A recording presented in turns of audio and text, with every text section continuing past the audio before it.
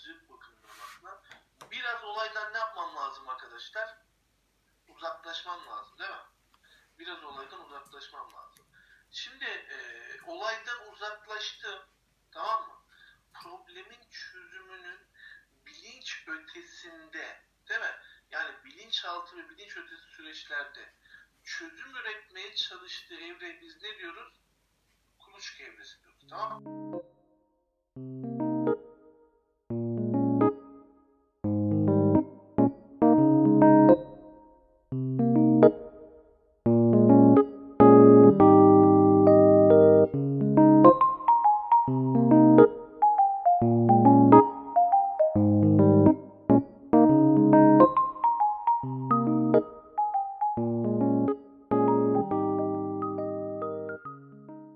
işgalinden sonra saltanat taraftarlarını kendine yakın olan yakın çekerek bir genelge yayınlamış.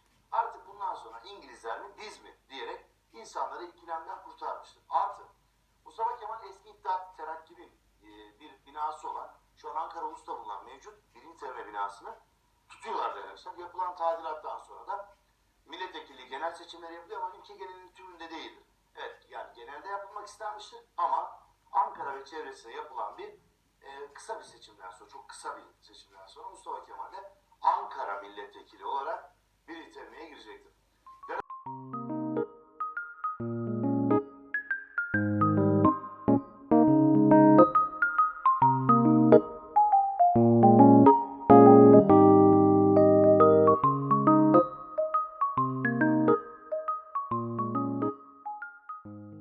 Benlik türlerinden bahsettik. Bir de hümanist yaklaşımcılara ait bazı temel kavramlar var. Onları biraz konuşacağız.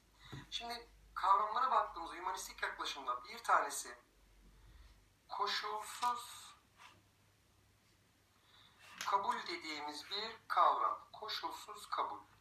Arkadaşlar koşulsuz kabulü az çok hepiniz duymuşsunuzdur, biliyorsunuzdur. Nedir? Renk, dil, din, ırk, kültür, mezhep, cinsiyet ayrımı yapmadan insan insan olarak kabul etmek, onun varlığına saygı duymaktır. Bu şekilde düşüneceksiniz.